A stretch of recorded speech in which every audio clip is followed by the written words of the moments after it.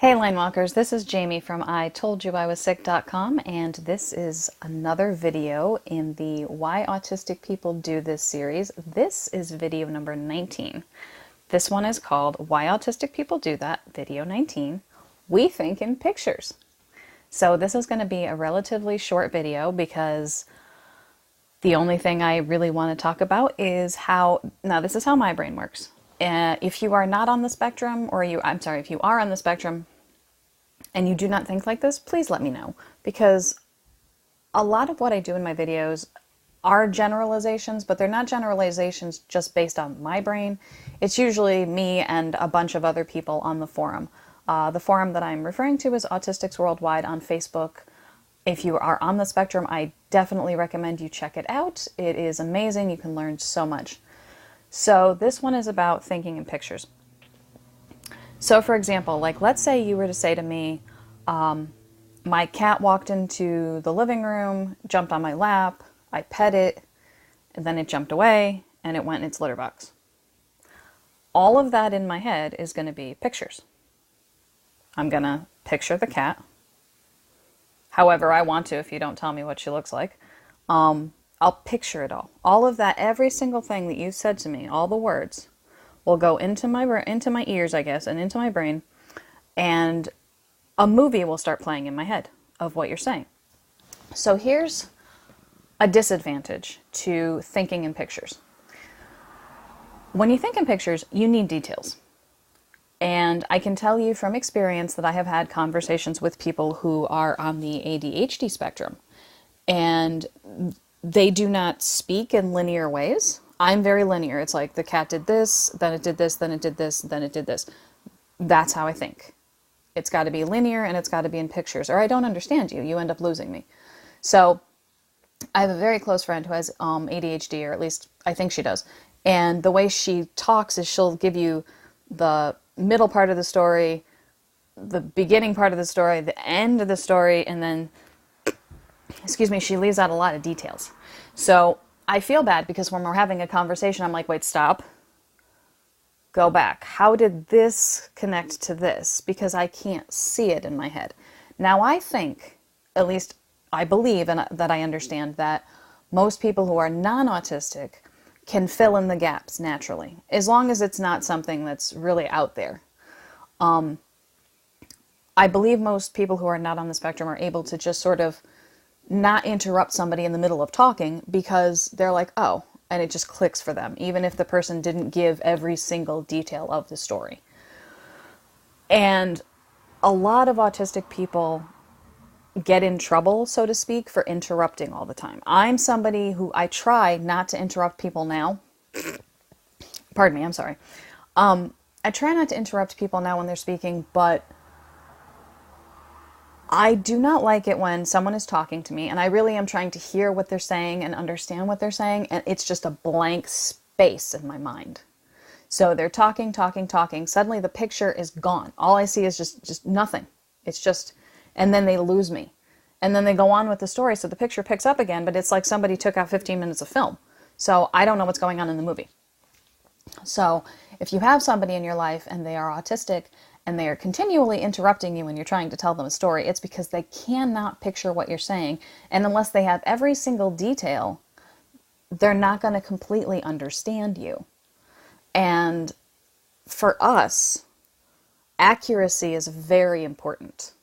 Accuracy is everything. If, then, else also. That's how we think. If, then, else. If this happens, then this happens, or else this happens. Or I'm probably not doing that right. But I get really animated when I do these because sometimes it's like I really want to explain and it's hard because I think in pictures. So that's what it's like. So if you're telling me a story about something that happened, say you got into a minor car accident, and then you're like, and that, I got into a minor car accident, somebody rear-ended me or somebody hit my fender and the cops were there, and then so I'm talking to this guy and he, and then I'm like, wait, where did the guy come from? Well, he's the one who hit my car. Why didn't you tell me that? I did. No, you didn't. You said you got hit by a car and you got a fender bender and the cops were there and suddenly you were talking to this guy. So I think that a neurotypical person will put it together that the guy is the one who hit the person. I will not.